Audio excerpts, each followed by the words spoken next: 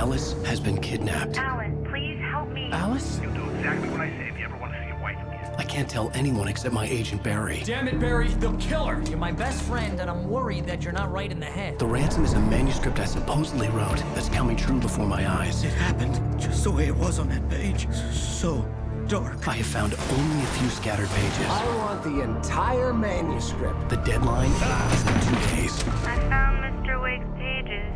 Good girl. How the hell did she get her hands on the manuscript anyway?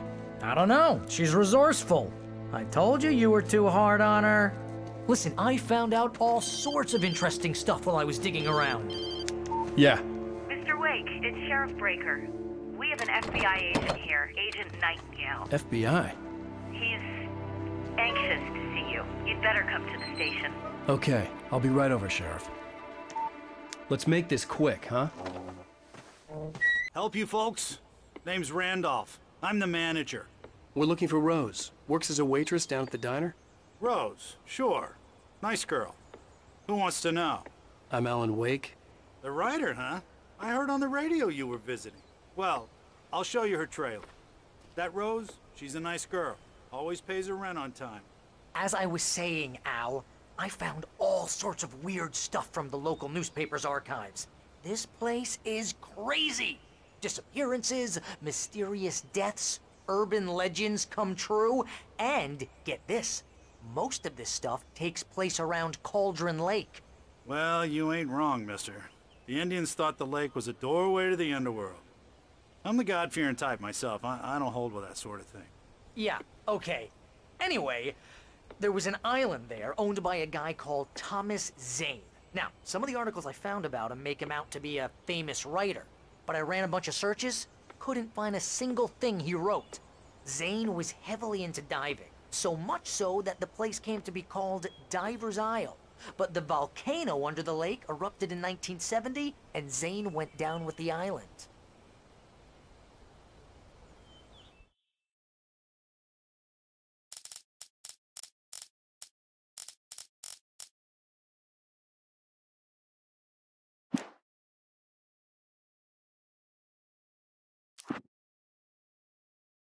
It's true what they say about the fall and the sudden stop at the end. I'd lain here in the snow while the lurid chain of scenes that had led me here kept playing in my head. A rerun of my own private snuff movie. A memory of my corpse. Alone at my own wake. Thinking in metaphors again. The femme fatale was gone. Only a sour taste remained of the kiss that killed me. This was a late goodbye. 13 years after I'd gotten my revenge, it had finally caught up with me. It had been a long time to bear the pain. My blood painted the snow red.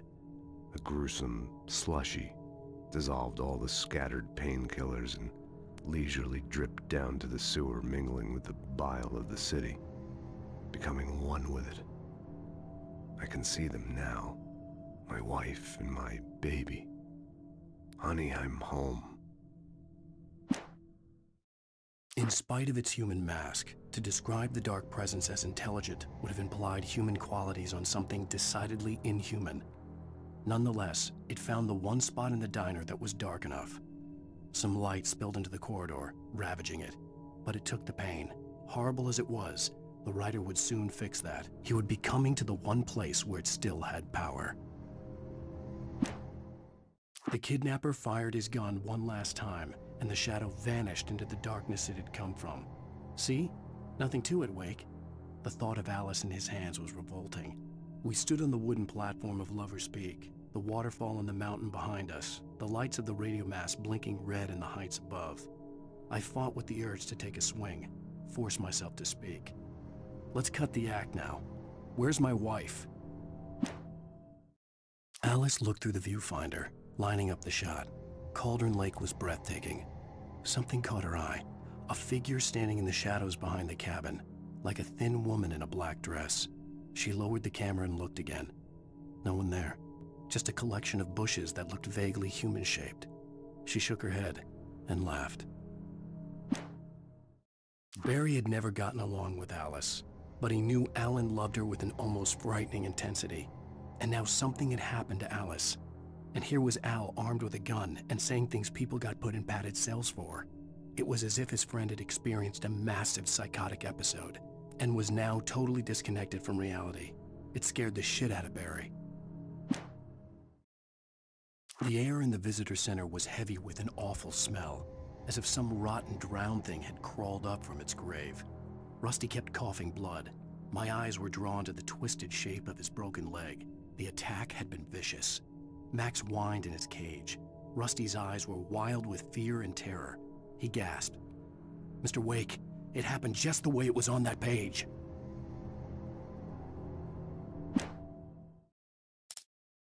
At the last instant, I changed direction and threw myself down. The axe splintered the trunk of a tree. I stumbled into the pool of bright light. My lungs burned. I was too exhausted to move. I tensed as I waited for the killing blow, but it never came. I raised my head. Nothing moved in the darkness beyond. For the moment, bathed in the cold light, I was safe. In that last instant of consciousness, Rusty thought about Rose. He was older than she was.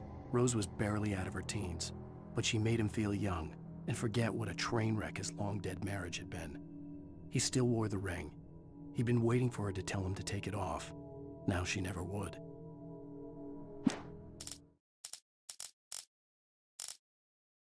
I turned the corner, afraid of what the flashlight's beam might reveal. Suddenly, a roughly painted symbol of a torch glowed in the light. Behind it, hidden by a rock, sat a battered metal trunk. It was here for a reason, packed with supplies, batteries, flares, ammo, things you need to make it through the darkness of the night. Something left behind by someone who knew what I knew, and more. On more than one occasion, Alice had tried to explain to me how it felt to be afraid of the dark. To her, darkness wasn't simply the absence of light, but something more tangible than that. It was something you could touch and feel. Worse than that, it was something with a mind of its own, something malicious and malign. For her, things changed when they were wrapped in darkness. They turned into something else, something foreign, and nothing was safe or innocent anymore.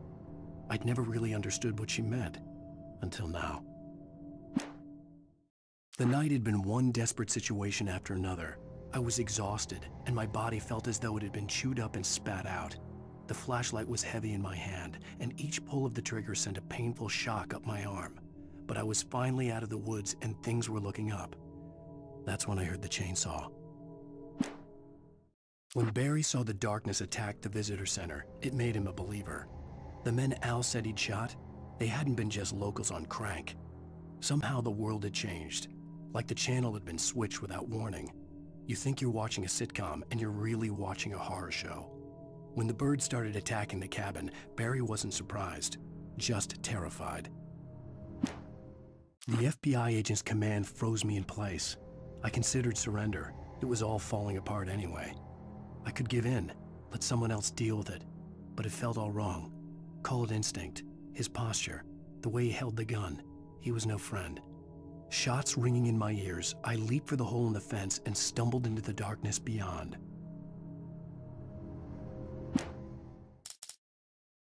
Rose knew that Rusty was in love with her, and she liked him too. She liked him a lot. He taught her to dance, and life had certainly taught her the value of a man who was gentle. He treated her well, made her smile, made her feel good. But Rusty wasn't the prince of her dreams, and that tended to underline the unbearable truth. She was no closer to that Hollywood magic than he was.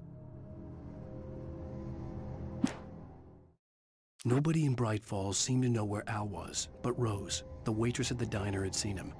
From what Barry could tell, Al pretty much fell off the face of the earth when he left the diner. Rose was just the kind of fan that Al hated, but she really tried to help. She was smart too, knew a lot about what was going on in the town, knew a lot about Al, even knew who Barry was. Barry liked her. That was no big surprise. When it came to women, Barry and Al rarely saw eye to eye. Sarah didn't care about the legal threats Wake's agent had made. She let Wake go without argument, because there was something about him she couldn't quite put her finger on, something that reminded her of her father.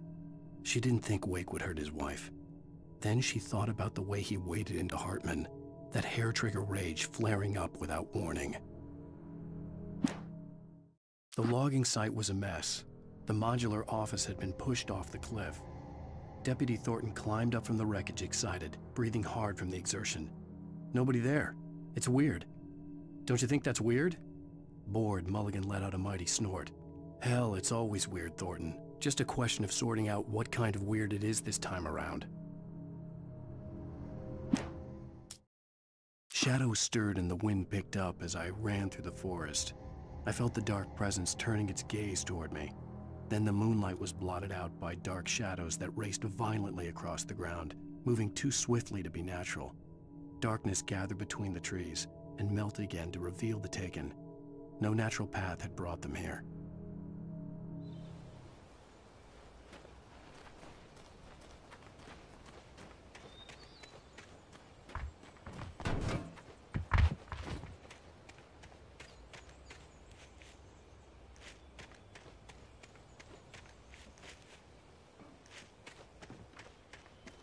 Come on, mister. I'll take you to Rose's trailer.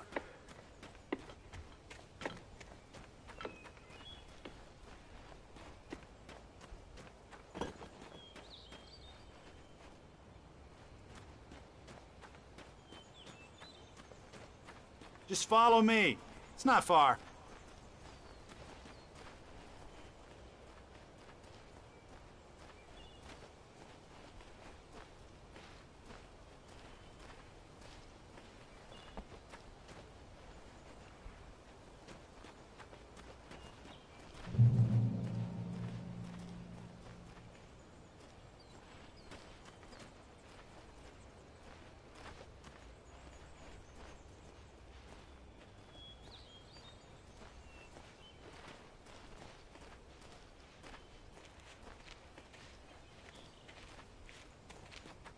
Yeah, how about that?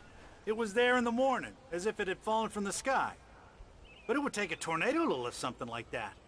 We're damn lucky it didn't crush any of the trailers.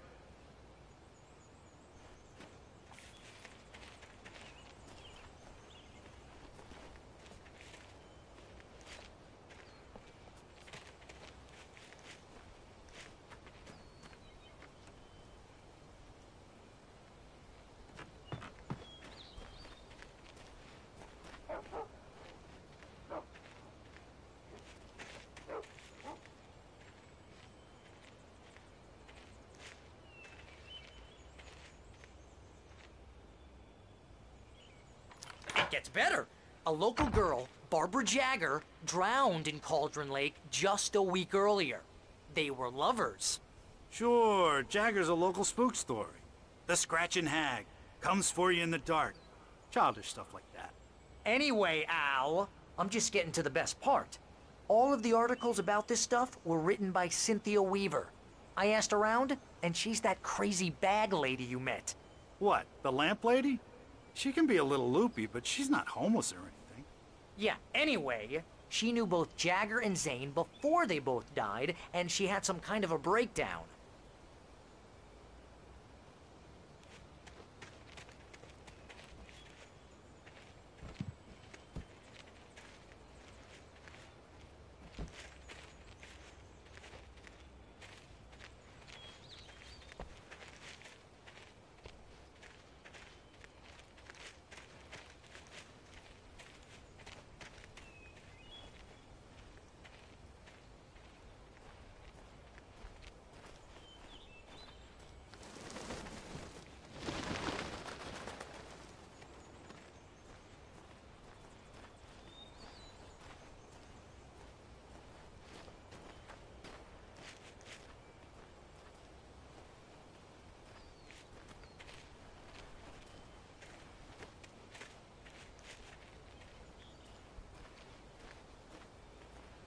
Well, mister, this here's Rose's trailer. You mind me asking what you want with her? We're just here to talk to her, pal.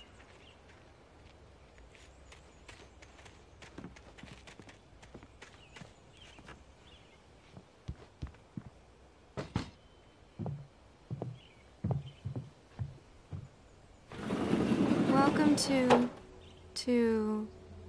Oh dear, Mr. Wake. I'm so glad you're here.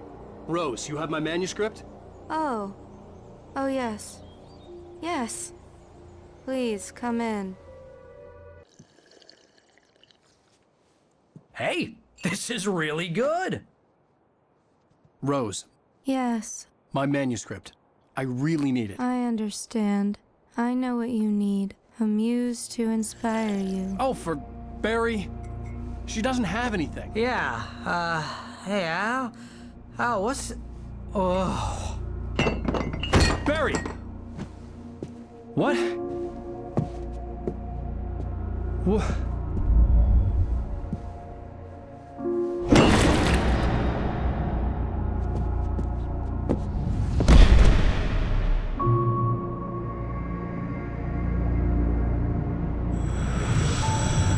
It's coming for you, hiding in my barber's skin. I'm too weak to stop it. You must turn the lights on. I promised I'd come visit you and your lovely wife. You must finish what you started. I insist. You must turn the lights on. Turn the light on. Back to work, boy.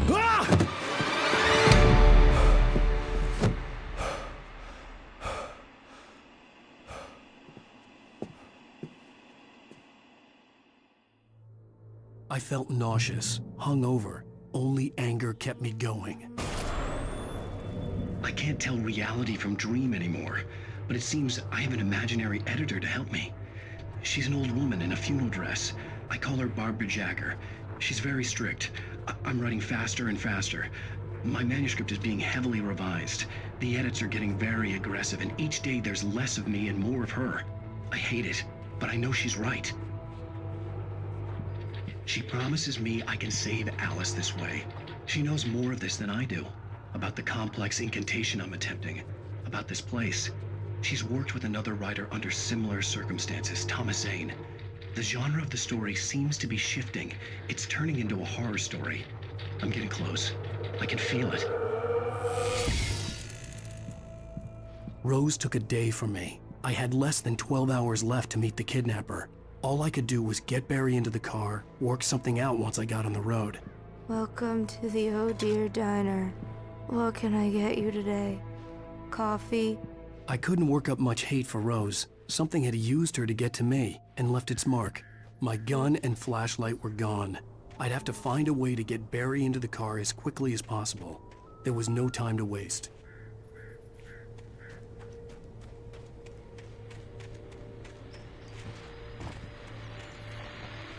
I just stepped outside to catch a breath of fresh air. Let me tell you, the weather's getting heavy. Nights like this make me especially glad I'm here talking to you and not home in bed. Once the weather takes a turn like this, I can't sleep at all. It's all tangled bed sheets and dark thoughts, punctuated by the occasional plunge into nightmare. Is it just me? Well, perhaps it is. But I hope I can make the night a little bit easier to get through. Caller, you're on KBF FM. Hey, Pat, it's Walt Snyder. What's on your mind, Walt? Well, I ain't the way you are, but, well, I can't sleep either, you know? I just been staring out the window here, trying to make sense of it all, but, I ain't been drinking either, you know? Well, you sound like a man with a problem, Walt. I had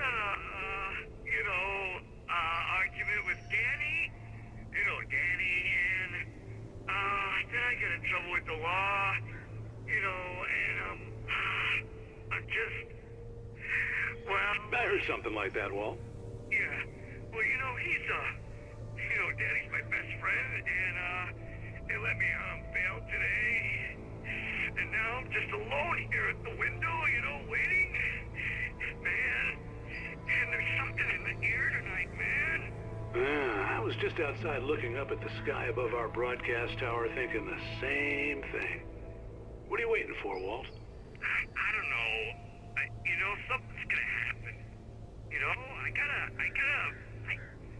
I think I better go. Well, Walt, maybe... No, thanks, Pat. Well, good luck to you, Walt. Hang in there. Let's take a little break, folks. This weather's really something else, huh? How can I be sure?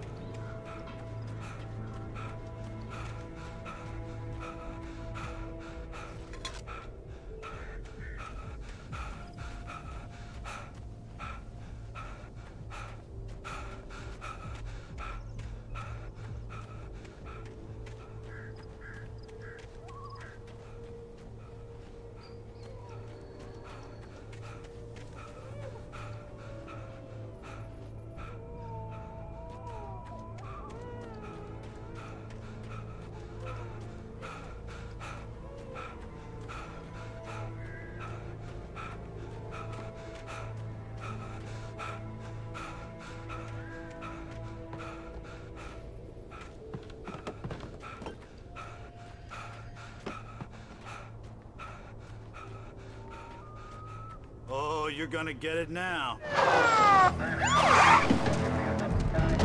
God knows what you've done to that poor girl. This is Agent Nightingale, FBI! Get him up, Hemingway! You're under arrest! You move a muscle, I'll unload right in your goddamn face! Stay right where you are, Spillane!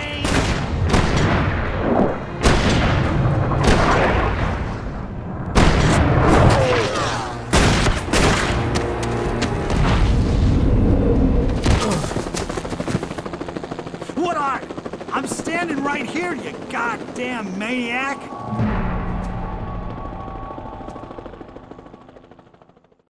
I hated to leave Barry behind, but there was no way I'd miss my appointment with the kidnapper. Give it up, Mr. Wake! Come on! Make it easy! Get after it! Don't let him get away! Move it! Move it! Move it! Let him get away!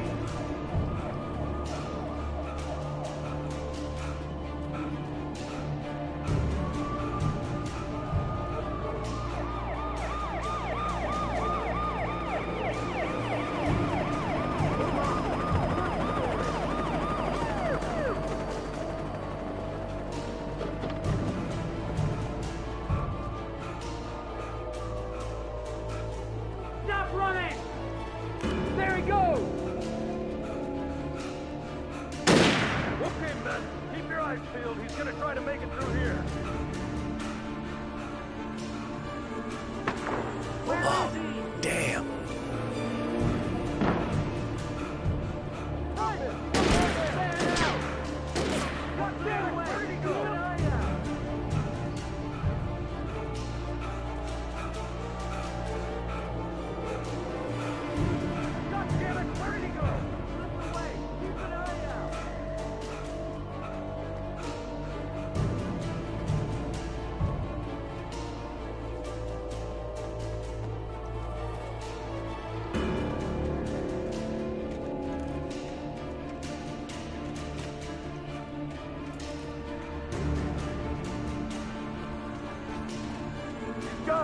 Come on, guys. We need to head him off.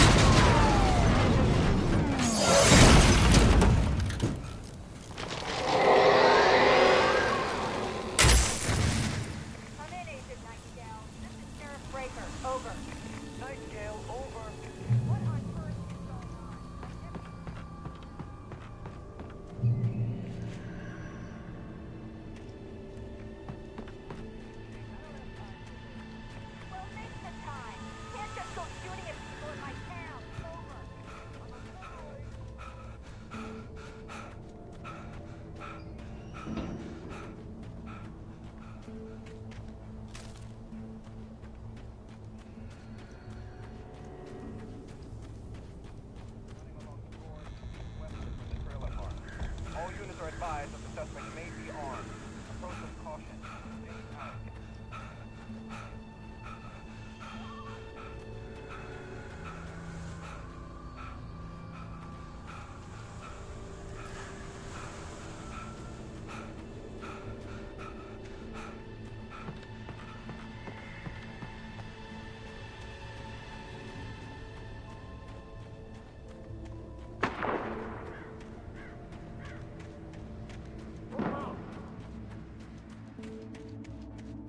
Search the area.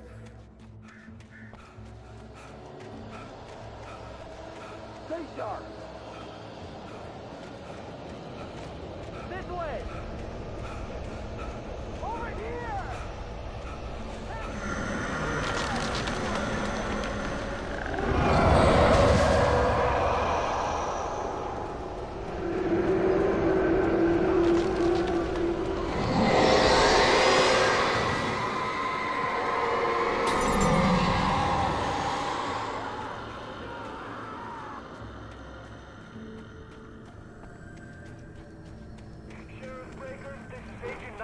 This horror was everywhere I went, circling me. The cops didn't stand a chance. They were after a writer, not a monster.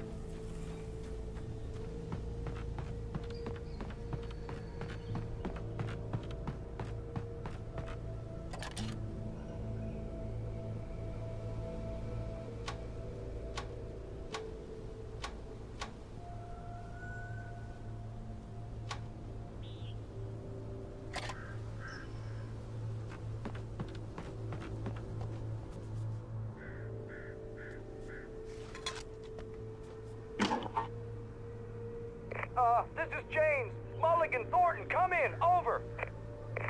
Thornton here. James, we got both Wheeler and Rose in custody. They didn't put up a fight or anything. Why, they were... Hey, what are you doing? Come on. Sit down and give me that. James, Mulligan here. Over.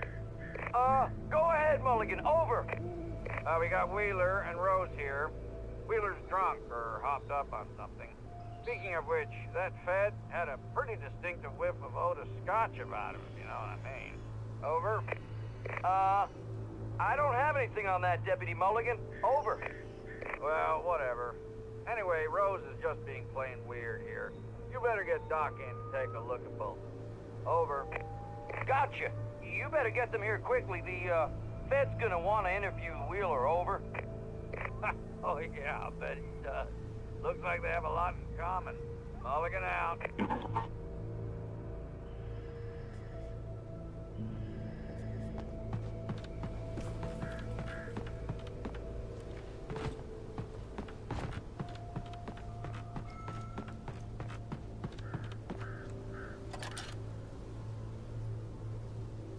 I could see the lights of the radio station in the distance.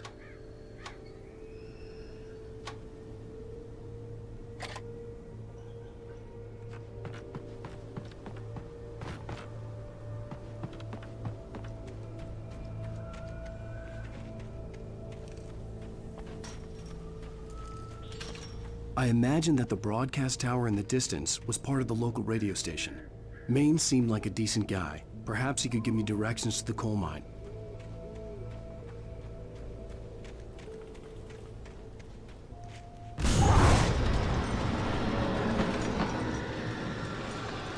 Unnatural shadows clung to the gate. The darkness that was after me was trying to stop me. I wouldn't get through without a light.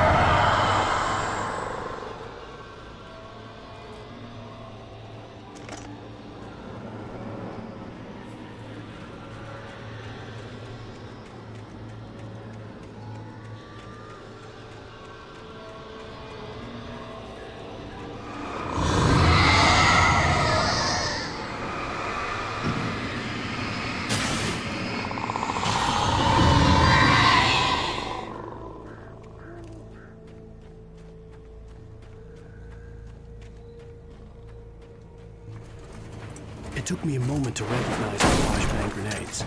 They were an ideal weapon for my situation. Team 1, come in. Over.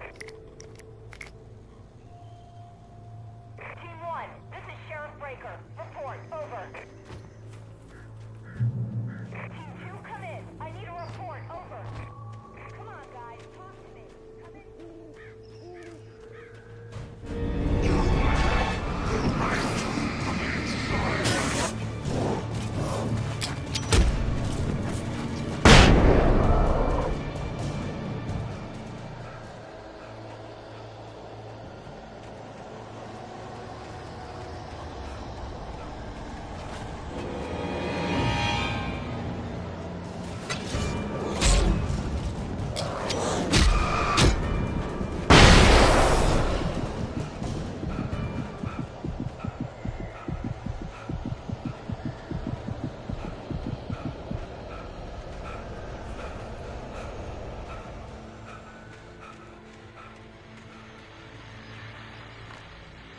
And here's another call.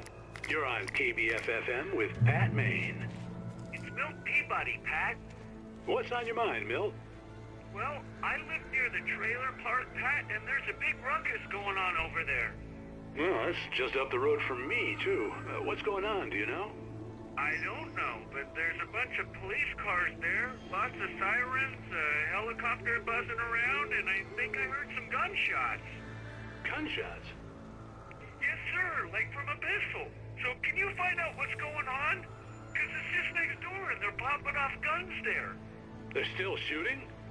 No, it was maybe 10, 15 minutes ago. It sounds serious, Pat. I'm telling you, it don't sound like no party. I'm certainly going to give the station a call, Milt. Okay. You'll hear it here as soon as I hear from them. Okay, thanks.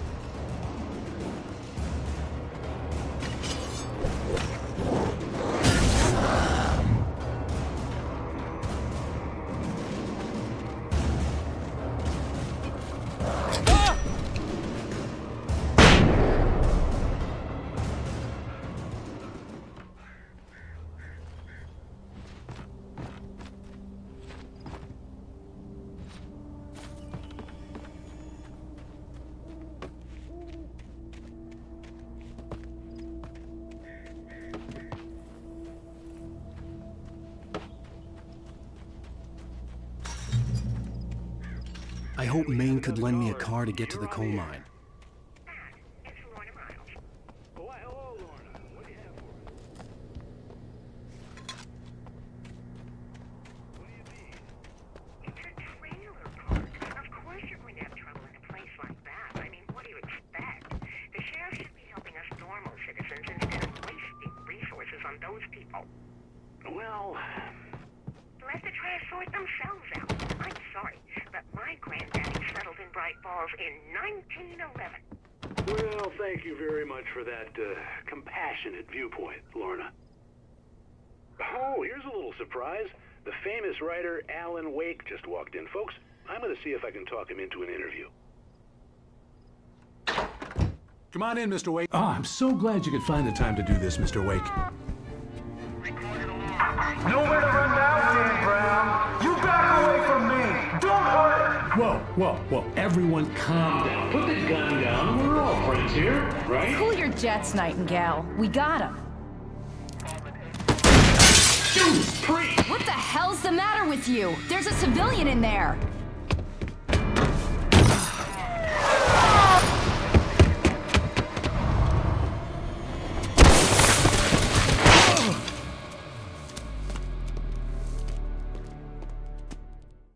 I'll get you yet, even if it kills me. You hear me?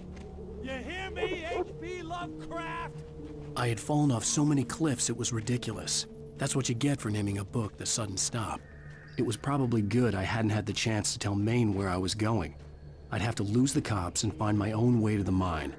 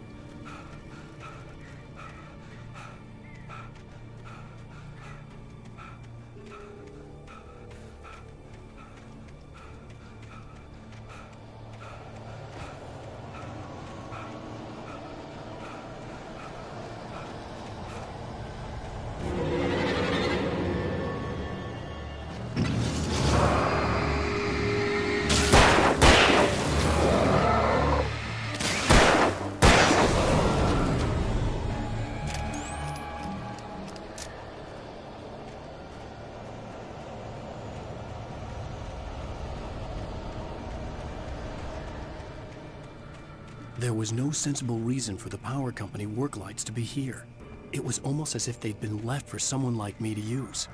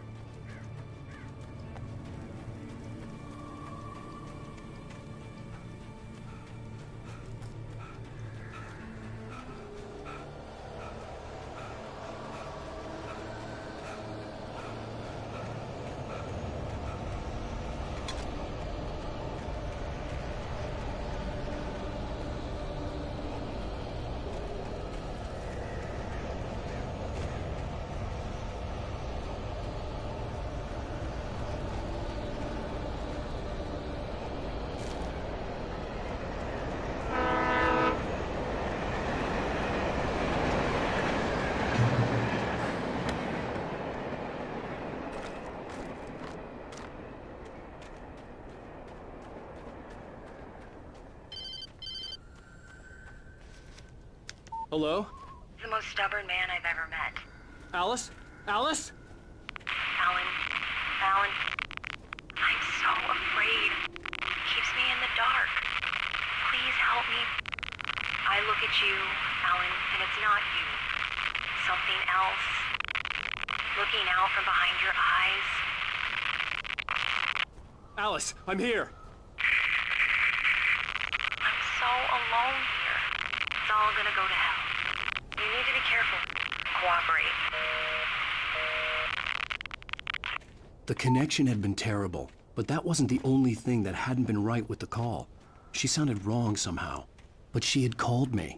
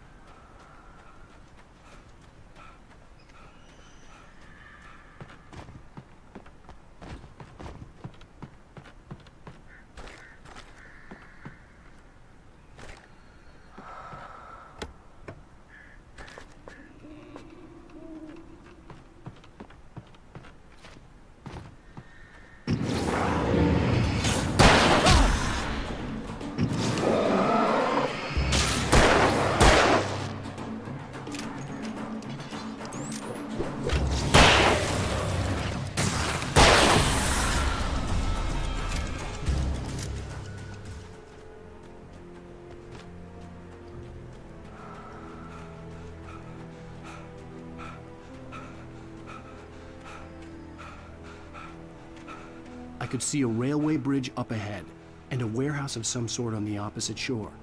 I hoped I could find a car from there.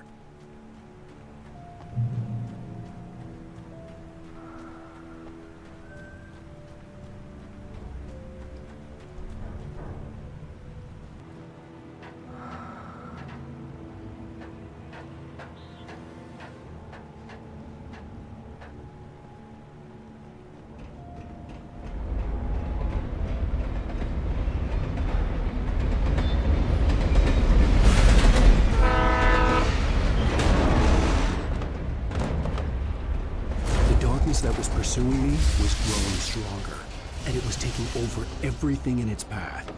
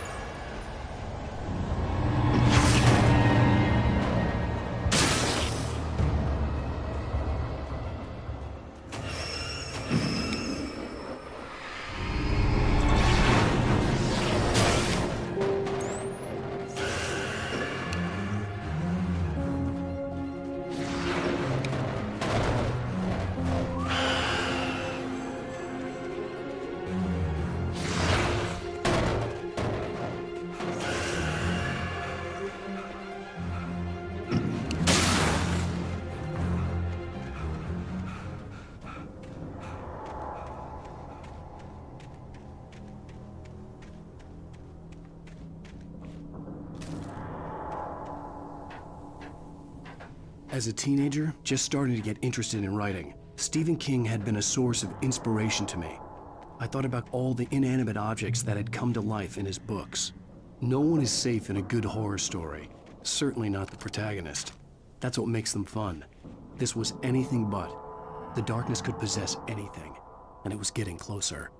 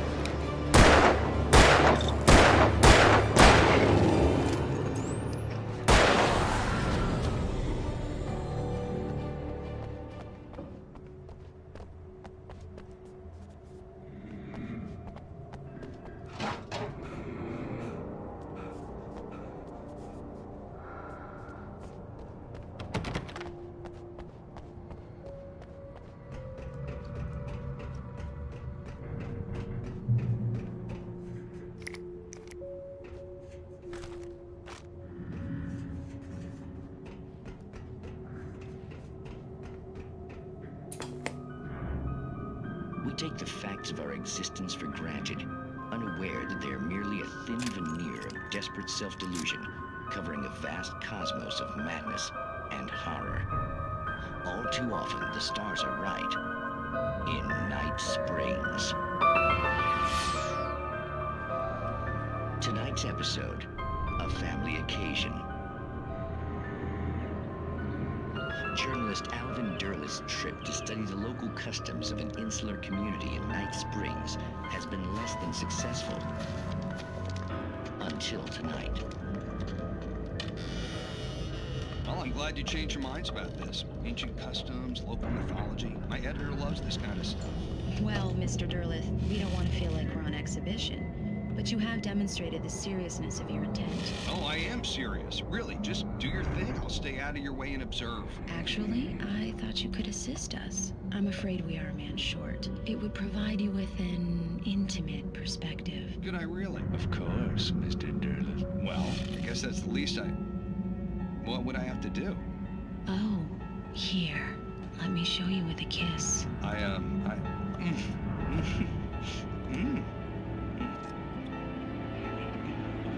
What did you...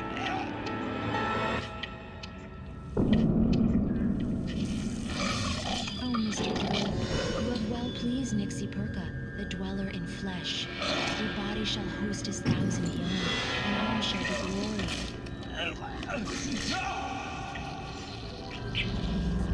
Shh, darling, be calm. Shh. Alvin Derleth learned a harsh lesson. If you go looking for mythology, it may come looking for you. And such quests always bear fruit. In Night Springs.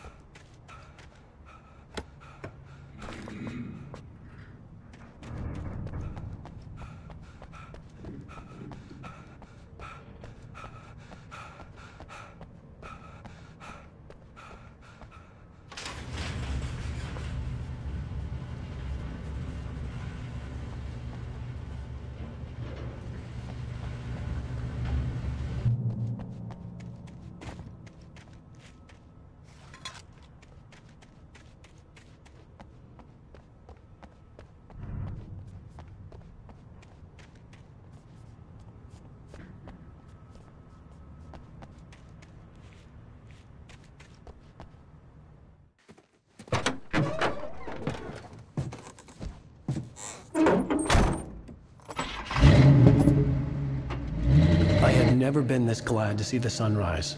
I had a couple of hours to get to the coal mine.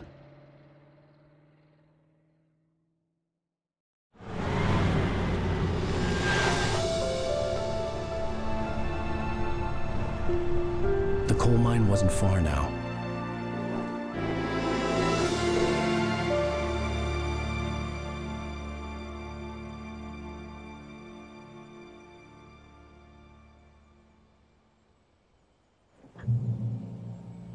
Today, I would meet the kidnapper, and he would give me Alice. I wouldn't give him any other choice.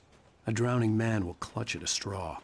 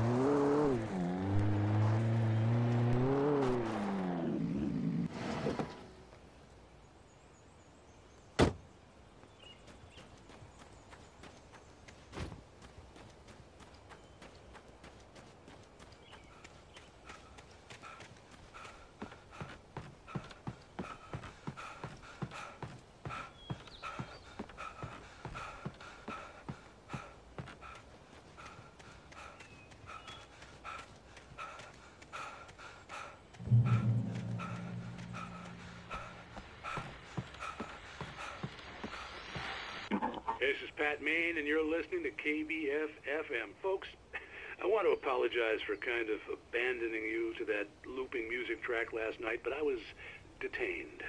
You see, I encountered a big-shot G-man with an itchy trigger finger who could use a lesson in manners and a boot in the ass, not necessarily in that order either.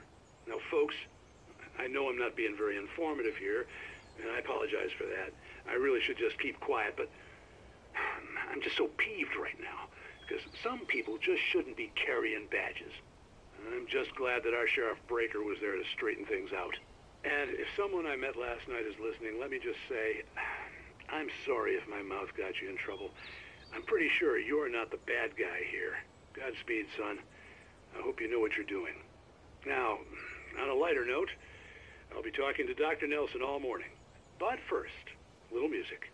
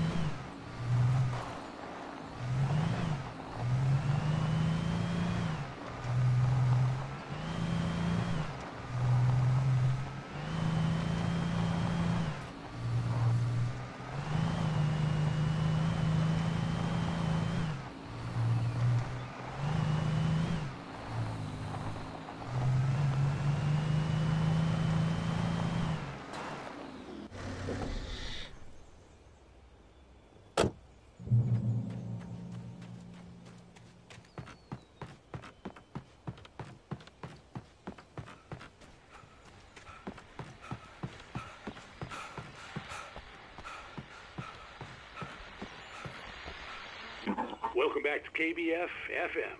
Hope you enjoyed that tune. Now, Doc, you were talking about life and finding that special someone, that soulmate. Well, you were talking about that. I was saying I don't buy it. Well, see, to me, that's strange, because I always pegged you as a hopeless romantic. You got me there, Pat. But I think love's where you look for it. And you need to do a lot of looking, sure. But the idea that there's that one special person out there for you, and if you miss that chance, it's gone forever and you're forever incomplete. I mean, isn't that depressing? Or heck, childish even? There's plenty of fish in the sea. And apparently a fisherman has a fishing analogy for everything, but what you're saying, isn't that a little harsh? Well, no. What I am saying is that your potential for finding that connection isn't limited to what's essentially a chance encounter. How is that harsh? Yeah, well, I guess that's a nice thought, but let me say something personal here. Okay. Now, well, I don't disagree with you exactly, but I can't really fit that together with what I feel, what I felt for someone, because she was the one. She was. And I let her drift away from me. Maybe I didn't put in the work, I don't know, but, well, since then, and it was a long time ago, but since then, there hasn't been anyone, not like her. And I'm not saying I dwell on her or haven't moved on. I like my life. I'm not living in the past, but I do miss the way she completed me. You can't argue with the heart, Pat. I'm sorry, folks. I had kind of a scary experience last night, and let's just say it's shaken a few things loose.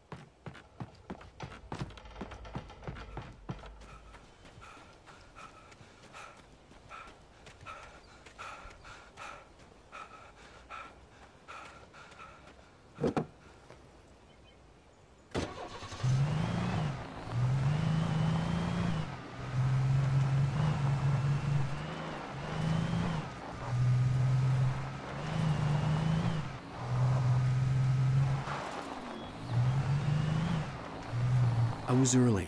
I was supposed to meet the kidnapper at noon in the main building. The coal mine was quiet. It was a museum now.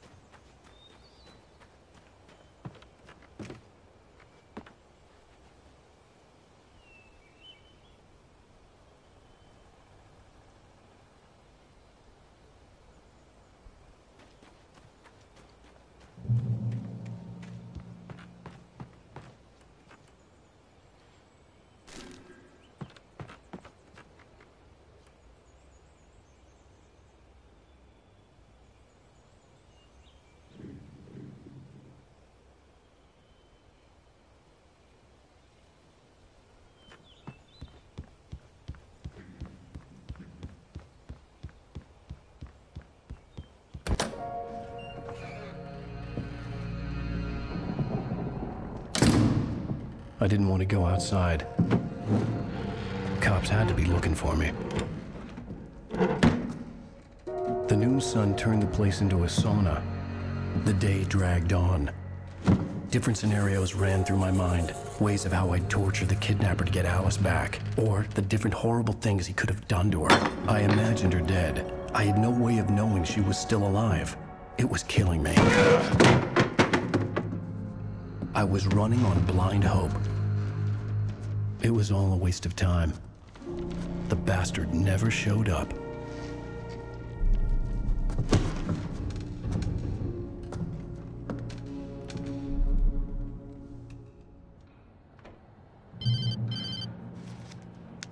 Wake! Where the hell are you? Change of plans. You know where Mirror Peak is? It's a big mountain north of where you are. You follow the path from the mine, you can't miss it. There's a lookout point there. I'll be waiting. I'm through being jerked around by you. You want to see your wife alive? Because if you do, you better watch what you say to me. Do we understand each other? I want to talk to Alice. Yeah, and I want the manuscript. Don't keep me waiting, Wake. Hello? Hello! I'm gonna kill him! I had to get to Mirror Peak.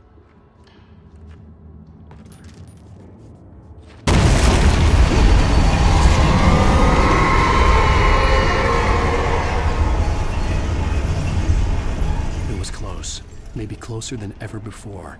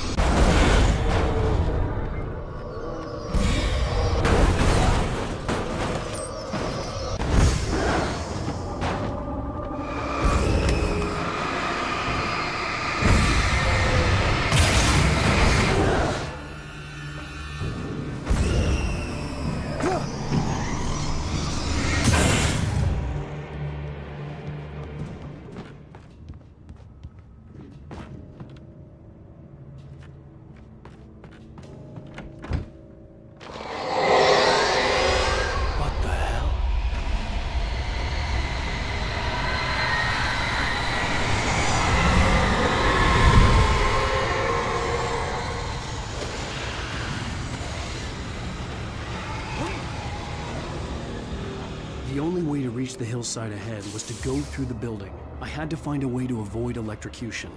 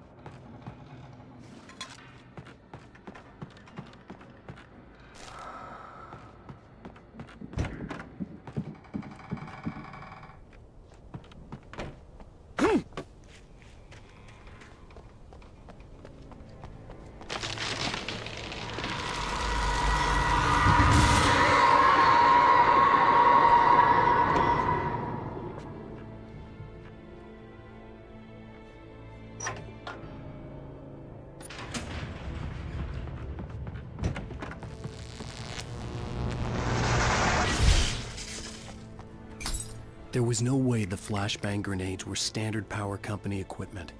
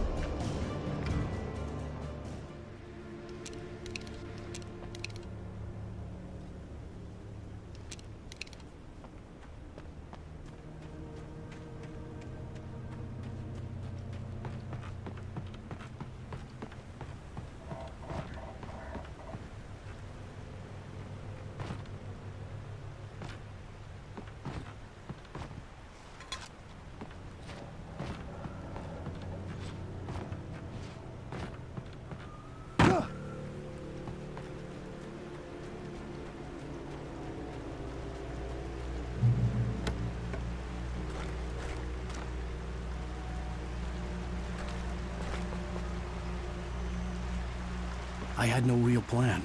I was going to give the kidnapper all the manuscript pages I had for Alice. If that wasn't enough, I'd hold him at gunpoint and make him talk.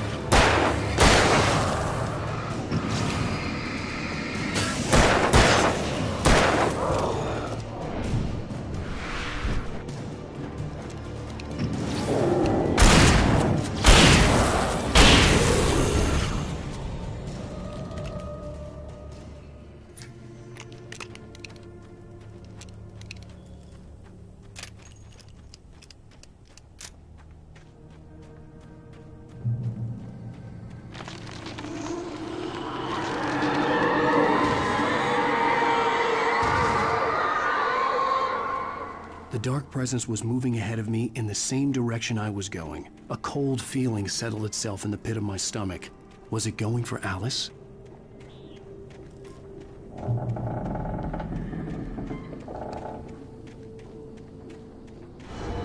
The graveyard shift may cause cancer.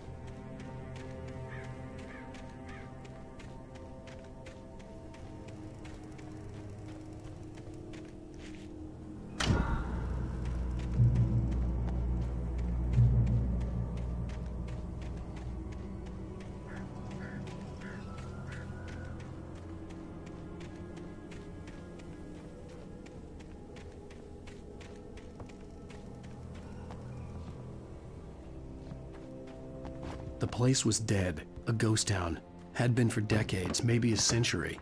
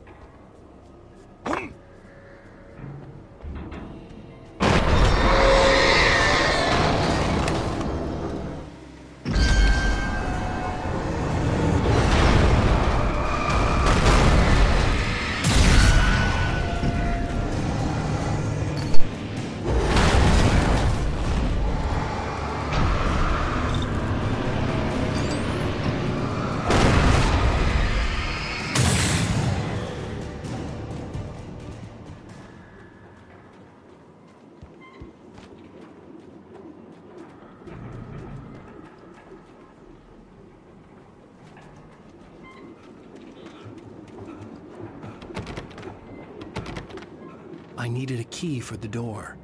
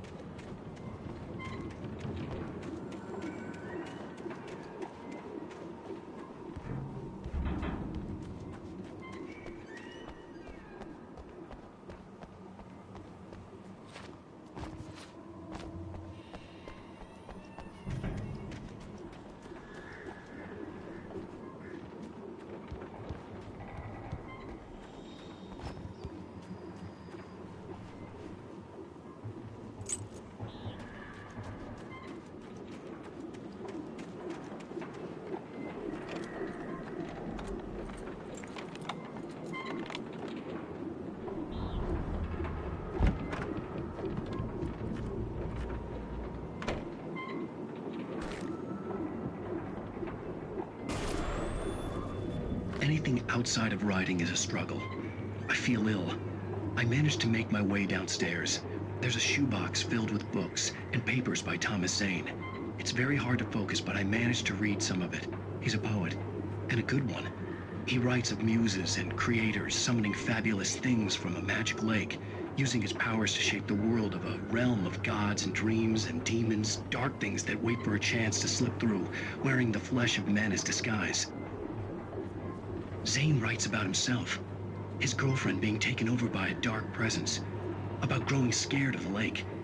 Zane believes it's a mirror to the gaping void of darkness above, where some Lovecraftian presence lurks. I crawl back upstairs. I'll borrow these things for my story. They ring true. They fit.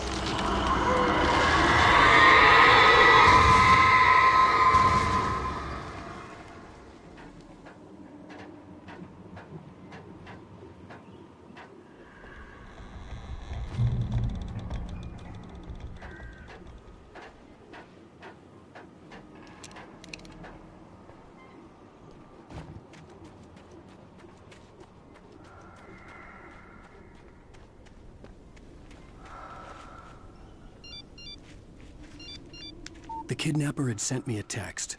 The message was full of spelling errors and insults. It was telling me to hurry up.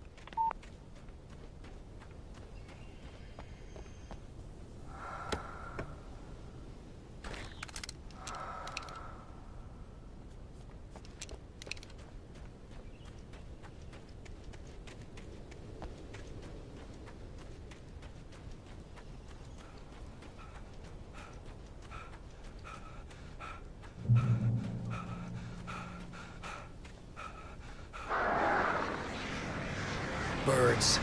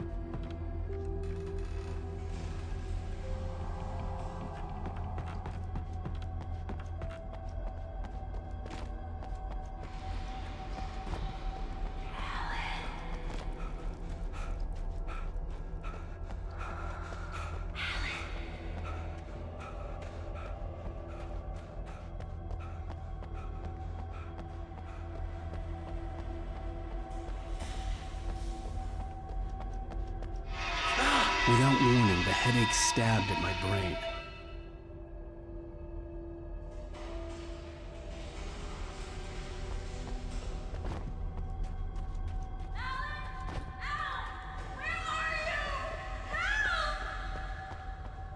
Alice? Alice!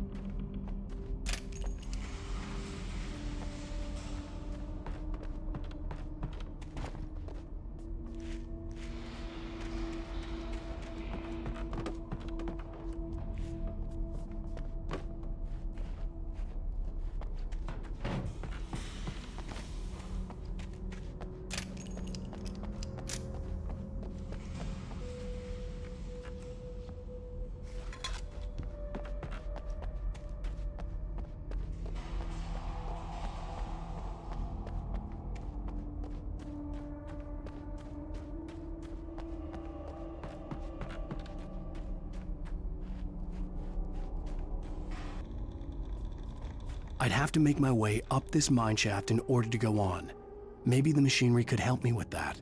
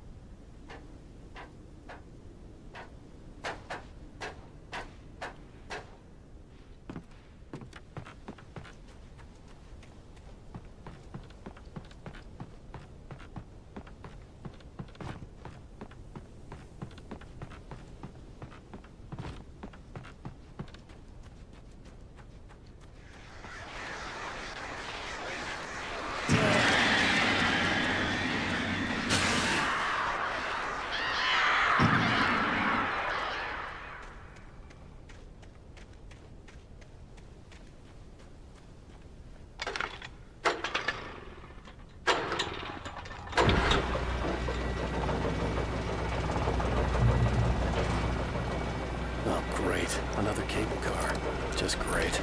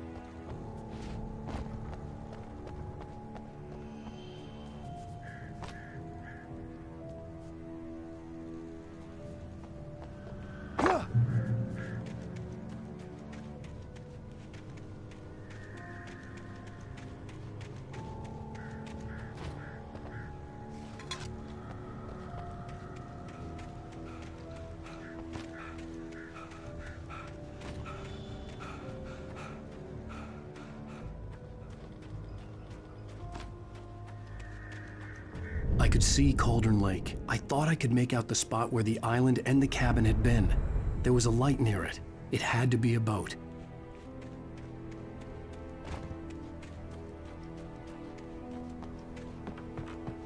I was close now.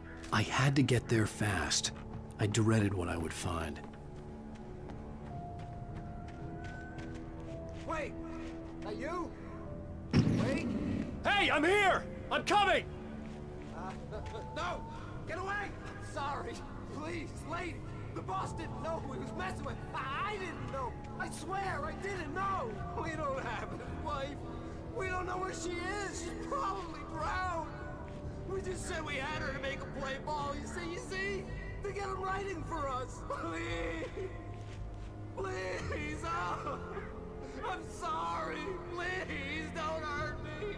Ah! Ah!